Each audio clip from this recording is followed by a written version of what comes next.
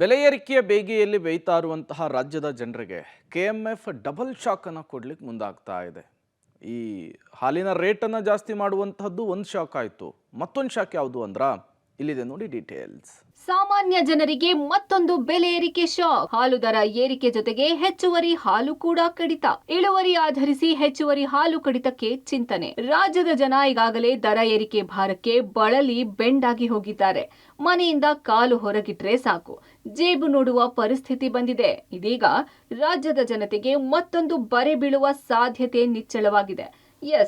ರಾಜ್ಯದ ಜನತೆಗೆ ಸದ್ಯದಲ್ಲೇ ಹಾಲಿನ ಏರಿಕೆ ದರ ಶಾಕ್ ಎದುರಾಗುವ ಬಗ್ಗೆ ಸರ್ಕಾರವೇ ಸುಳಿವು ನೀಡಿದೆ. ಕಳೆದ 5-6 ತಿಂಗಳಿನಿಂದ ಪ್ರತಿ ಲೀಟರ್ ಹಾಲಿನ ಪ್ಯಾಕೆಟ್ನಲ್ಲೂ ಹೆಚ್ಚುವರಿಯಾಗಿ ನೀಡುತ್ತಿದ್ದ ಹಾಲನ್ನು ಕೂಡ ಕಡಿತ ಮಾಡುವ ನಿಟ್ಟಿನಲ್ಲಿ ಕೆಎಂಎಫ್ ಚಿಂತನೆ ಮಾಡಿದೆ. ಇದರ ಜೊತೆಗೆ ಸದ್ಯ ಹೆಚ್ಚುವರಿ ಹಾಲಿಗೆ ನೀಡ್ತಾ ಇರೋ ಹಣಕ್ಕೆ ಹೆಚ್ಚುವರಿ ದರ ಏರಿಕೆ ಮಾಡಿ ಹಾಲನ್ನ ಕಡಿತಗೊಳಿಸುವ ಬಗ್ಗೆ ಕೆಎಂಎಫ್ ಚಿಂತನೆಗೆ ಮುಂದಾಗಿದೆ. 5-6 ತಿಂಗಳ ಹಿಂದೆ ಪ್ರತಿನಿತ್ಯ 1 ಕೋಟಿ ಸಮೀಪ ಹಾಲು ಉತ್ಪಾದನೆಯಾಗುತ್ತಿದ್ದ ಕಾರಣ ಹಾಲನ್ನ ಪ್ರತಿ ಅರ್ಧ ಲೀಟರ್ ಮತ್ತು 1 ಲೀಟರ್ ಪ್ಯಾಕೆಟ್ಗಳಲ್ಲಿ ಕ್ರಮವಾಗಿ 50 ml ಮತ್ತು 100 ml ಹೆಚ್ಚುವರಿಯಾಗಿ ಸೇರಿಸಿ ಹೆಚ್ಚುವರಿಯಾಗಿ ದರ ಪರಿಷ್ಕರಣೆ ಮಾಡಿದ್ದರು. ಆದರೆ ಸದ್ಯ ಬೇಸಿಗೆ ಕಾರಣ ಹಿಂದೆ ಉತ್ಪಾದನೆ ಆಗುತ್ತಿದ್ದಷ್ಟೇ ಪ್ರಮಾಣದಲ್ಲಿ ಈಗ ಉತ್ಪಾದನೆ ಕಷ್ಟವಾಗಲಿದೆ.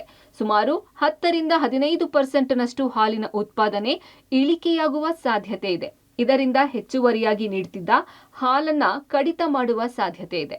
ಆದರೆ ಹಾಲು ಕಡಿತ ಆದರೂ ಹೆಚ್ಚುವರಿ ಹಾಲಿಗೆ ಪಡೆಯುತ್ತಿದ್ದ ಹೆಚ್ಚುವರಿ ಹಣವನ್ನ ಕಡಿತ ಮಾಡುತ್ತಾ ಅನ್ನೋದನ್ನ ಕಾದು ನೋಡ್ಬೇಕಿದೆ. ಸದ್ಯ ದರ ಏರಿಕೆಗೆ ಚಿಂತನೆ ಮಾಡಿರೋ ಸರ್ಕಾರ ಹೆಚ್ಚುವರಿ ಹಾಲು ಕಡಿತವಾದ್ರೂ ಅದೇ ದರಕ್ಕೆ ಮತ್ತೆ ಹೊಸ ದರ ಏರಿಕೆ ಮಾಡುವ ಸಾಧ್ಯತೆ ಇದೆ.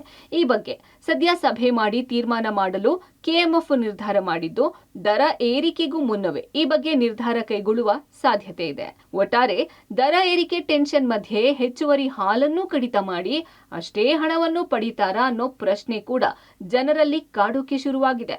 ಸದ್ಯ ಈ ಬಗ್ಗೆ ಕೆಎಂಎಫ್ ಮತ್ತು ಸರ್ಕಾರ ಯಾವ ನಿರ್ಧಾರಗಳನ್ನ ಕೈಗೊಳ್ಳುತ್ತೆ ಕಾದು ನೋಡಬೇಕಿದೆ. Raghu Mariswamy, metro bureau, public TV, Bengaluru.